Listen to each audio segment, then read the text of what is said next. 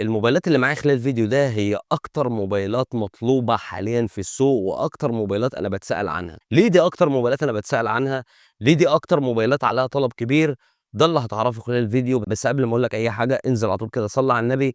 أمّا دلوقتي بقى خلّينا نخش في تفاصيل الفيديو.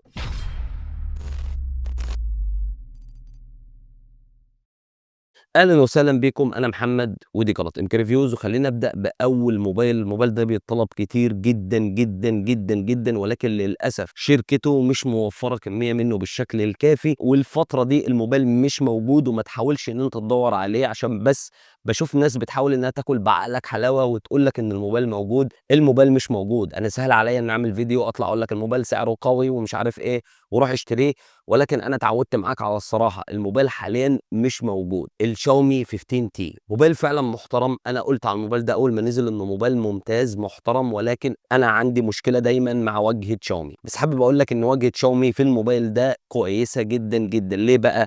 بفضل المعالج الDimensity 8400 الموجود فيه، وبفضل إن الموبايل ده بيشيل جواه ذاكرة تخزينية من النوع السريع، وكمان رام من النوع السريع. فالأداء هنا صاروخ. الأداء هنا واحد من أقوى الأداءات، اللي هو أصلًا الموبايل كان نازل ب25,000 جنيه 12256 و27,000 جنيه 12512. ده زائد كمان الشاشة الخطيرة اللي تعتبر كانت أكتر شاشة متكاملة في الفئة السعرية دي، لأنها سطوحها عالي، ألوانها قوية ومحترمة في نفس الوقت. الشاشة دي 1.5K، في نفس الوقت الشاشة مسطحة، والrefresh rate عليها 120 هرتز. هي شاشة فعلًا خطيرة، تدعم كل حاجة HDR 10+ Dolby Vision، وعليها طبقة حماية قوية من شاومي تعتبر ممتازة. زائد كمان حوار التصميم الشياكة من وجهة نظري، والضهر الإزاز هو بس الفريم اللي بلاستيك، ومعاه مقاومة غبار ومَيّة محترمة IP68. ولمّا تيجي تبُص على الكاميرات هتلاقي إنه لأول مرّة شاومي بتدّي لك في الفئة دي 3 كاميرات، منهم كاميرا تيليفوتو محترمة، وكاميرا أساسية أدائها كويس جدًا، وكاميرا ألترا وايد، وكاميرا أمامية أدائها محترم. من فترة كبيرة ما كناش شُفنا موبايل بيقدّم أداء كاميرات مبهر زي الموبايل ده من شاومي. بس هل الموبايل ده كان أقوى أداء في فئته في تجربة الكاميرات؟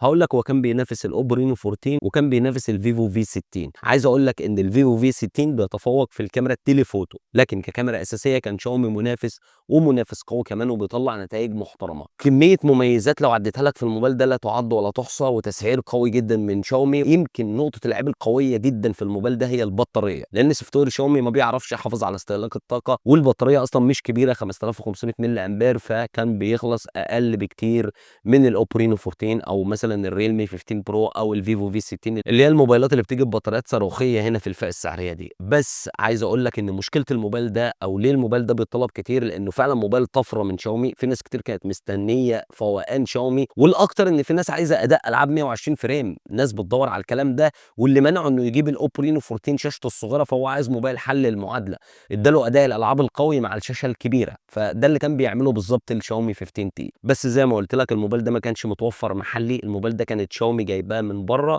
ومدخّلاه هي، ودافعة له الضريبة، ولكن كميات محدودة. واللي حصل إن أول ما الموبايل اتعلن عنه، شاومي عملت له الدعاية، الكام نسخة اللي موجودين اتباعوا، وبعد كده شاومي ما قدرتش توفّر كمية تانية، فاللي بييجي يدوّر على الموبايل دلوقتي ما بيلاقيهوش. وأنا باقول لك ما تتعبش نفسك وأنت بعد ما تخلّص الفيديو وتروح تدوّر، لإنك مش هتلاقيه. بس فعلًا الموبايل ده لا زال مطلوب لحد دلوقتي، وأتمنى في الفترة اللي جاية شاومي ترجع توفّره تاني. أمّا بالنسبة للموبايل رقم 2، الموبايل ده من أكتر برضه الموبايلات اللي باتسأل عنها مؤخرًا، هو الOppo Reno 14، واحد من أفضل الموبايلات اللي أنا شُفتها من Oppo خلال سنة 2025. تسعير ممتاز، موبايل بييجي بنفس المواصفات اللي كانت موجودة في الOppo Reno 13 ال5G اللي كان قبله، اللي كان عامل طفرة ونقلة في فئته السعرية، ولكن كمان بيزوّد عليه البطارية الأكبر، والكاميرا التليفوتو اللي كانت منقوصة. وتجربة الكاميرات اتطوّرت بشكل كبير، وبقى بيقدّم يمكن أفضل تاني تجربة كاميرات بعد الVivo V60. فعلًا موبايل محترم جدًا من المعالج الDimensity 8350 اللي هو أنت مش متعوّد على كده من Oppo. التصميم الفخم، الضهر الإزاز والفريم المعدن والIP68 والIP69. شاشة خطيرة، عيبها بس إنها صغيرة. في ناس ما بتميلش للشاشات الصغيرة أو ما بتحبهاش، ولكن حوافها قليلة ومسطحة. وعيب تاني إن سطوعها آخره 1200. كنت باتمنى إن Oppo تزوّد السطوع أكتر من كده. بس غير كده الموبايل قنبلة الصراحة، مع بطارية 6000 ملي أمبير، مع سوفت وير أصلًا بيوفّر في الطاقة، وسرعة شحن كويسة 80 واط. الموبايل ده كان بيبيع بطريقة هستيرية لحد ما Oppo بدأت ترفع سعر الموبايل ده من 26,000 وصل ل28، وناس بتبيعه ب29، في ظل بقى ما الشاومي 15T ظهر والVivo V60 ظهر. فعشان كده الموبايل ده اتغطى عليه بزيادة لأن سعره بدأ يزيد أوفر ويقرب من فئة ال30، وهنا في وحوش في فئة ال30 موجودين من بدري وعلى رأسهم الأونر 400 برو، ولكن بعد كل ده ما زال لحد دلوقتي الموبايل بيتطلب مني لحد الآن. هل الموبايل موجود؟ موجود، هتلاقيه في بعض الأماكن ولكن سعره غالي، خد بالك هتلاقيه بيبدأ من 27,000 جنيه، وأنا بصراحة شايف إنه سعره مبالغ فيه، أتمنى إن سعره ينزل. أما بالنسبة لتالت موبايل فده حالة خاصة، الموبايل ده بيطلب مني كل شوية، كل شوية ألاقي رسالة جاية لي بيدور على الموبايل ده، هو الموتورولا G75. أنا يعتبر من أوائل الناس اللي اتكلمت عن الموبايل ده من أول ما بدأ يظهر في السوق المصري، وقلت إن توليفة قوية جدا، وقلت إنه صفقة ممتازة، ولكن ما تخيلتش إن الموبايل ده هيعمل الضجة اللي اتعمل. ليه بقى الموبايل ده عمل الضجة دي كلها؟ لأن كان أول مرة إنك تبص تلاقي موبايل ب 11,000 جنيه في الفترة اللي كانت في السوق المصري اللي هي من كام شهر كده، بيدي لك كاميرات جبارة، كاميرا أساسية مع كاميرا ألترا وايد وبيصور 4K، وكاميرا أمامية وبيصور برضه بيها 4K، مع معالج سناب دراجون 6 جين 3 اللي كان موجود في السامسونج A36، وكان وقتها ال A36 ب 15 أو ب 16 تقريبا. كل حاجة في الموبايل ده كانت قوية، من سرعة شحن، السماعات ستيريو، شبكات كويسة، ولكن كانت عيبه شوية حاجات بسيطة قوي. يمكن هو كان الأقل تنازلات في فئته السعرية أصلا، هي نقطة الشاشة اللي كانت خطيرة وألوانها حلوة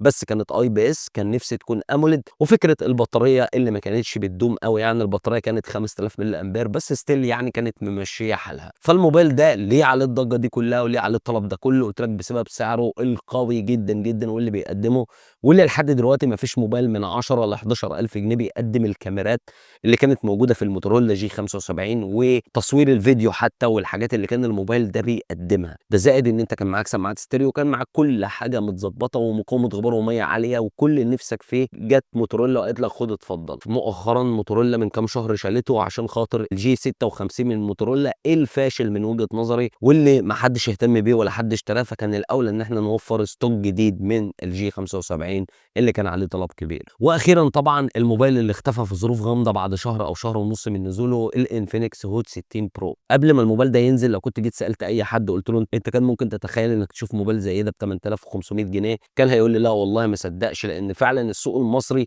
ما فيهوش موبايلات طفرات، وده كان اول واكبر طفره تحصل في الفئه الاقتصاديه. موبايل بيجي بشاشه خطيره، سيبك بقى من الارقام خالص، دي كانت اسطع شاشه، افضل شاشه في استغلال الحواف، واكتر شاشه سلسه في التعامل معاها. الاداء هنا كان في ليفل تاني مع الجي 200، وكنت بتاخد اداء يومي ممتاز واداء العاب كويس، والموبايل مستقر ما فيهوش اي مشكله. ده زائد ان ده كان اول موبايل بيشهد السياسه الجديده بتاعه انفينكس، الثلاث سنين سوفت وير ابديت والخمس سنين تحديثات امنيه. تجربه كاميرات شغاله على فئته السعريه، هي مش الافضل ولكن كويسه، بكاميرا اساسيه وكاميرا اماميه وتصوير 2K، والاهم ان الموبايل ده كان من اخف الموبايلات وارفع الموبايلات اللي موجوده على فئته السعريه، وحتى شكله شيك، وكان معاه مقاومه غبار وميه او مقاومه رطشه ميه IP64. فانت عايز موبايل ازاي بكل المواصفات دي لما شركته تيجي تقول لك هديهولك ب 8 ونص ومعاه باور بانك تقريبا كان هديه؟ انت عايز ازاي الموبايل ده ما يبيعش؟ وبالفعل الموبايل ده كان عليه طلبات كتيره جدا جدا جدا، ولكن فجاه بعد شهر ولا شهر ونص ببص لقيت الموبايل ده اختفى تماما، وتحديدا بعد نزول الانفينكس هوت 60 برو بلس. عملت فيديو على الفيسبوك ونزلته كمان على اليوتيوب، كنت بقول الموبايل ده راح فين، واتفاجئت ان حد من شركه انفينكس دخل كلمني على الاكونت الخاص وقال لي ان كان في ستوك كبير من الانفينكس هوت 60 برو، ولكن للاسف المكان اللي كان فيه الاستوك ده اتحرق، وهم بيحاولوا يوفروه قريب. انا بصراحه ما اعرفش هل الكلام ده حقيقي ولا لا، ولكن اتمنى الموبايل ده يرجع السوق المصري قريب، لان فعلا كان بيقدم قوة ضاربة في فئة 8000 جنيه، ما كانش فيه أي موبايل قادر إنه يقف قدامه. دي الموبايلات اللي من وجهة نظري المطلوبة كتير جدا واللي بتسأل عليها دايما. ما تدورش على أي موبايل فيهم لأنه مش موجود. أنا ممكن على فكرة أعمل فيديوهات وأعمل محتوى على حسابك أنت، وأطلع أقعد أعشمك وأقول لك الموبايلات والحكاية والرواية، ولكن خد بالك الموبايلات دي مش موجودة، وأنا بقول لك ما تتعبش نفسك في التدوير عليها، ويوم لما تظهر هتلاقيني أنا أول واحد بطلع وبقول لك تشتري منين بالظبط، لأن دايما بحاول أكون واقعي معاك. وبس كده، وبكده نكون وصلنا لنهاية الفيديو. ما تنساش لايكك، سبسكرايبك، وتفعل الجرس عشان يوصلك من دايما كل جديد، وكالعادة انتظر الفيديو جديد، وسلام.